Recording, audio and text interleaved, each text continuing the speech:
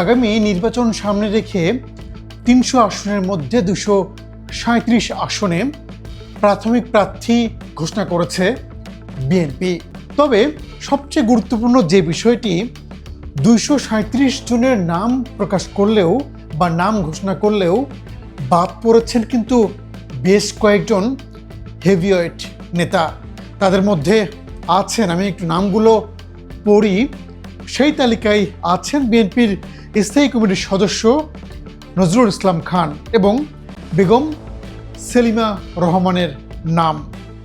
প্রার্থী তালিকায় নেই রুহুল কবির রিজভী, হাবিবুন্নবী সোহেল, হুমায়ুন কবিরের নাম। নেই বিএনপি চেয়ারপারসনের উপদেষ্টা আব্দুস সালাম, মোয়াজ্জেম হোসেন আলাল, আমিনুর রশিদ ইয়াসিনের নামও। দলটির ভাইস চেয়ারম্যান আসাদুজ্জামান রিপনও নেই প্রার্থী তালিকায়। রুমিন ফারহানা কিন্তু তালিকায় তার নাম দেখা যায়নি। রবিউল ইসলাম রবি, তার নামও কিন্তু এই তালিকায় নেই।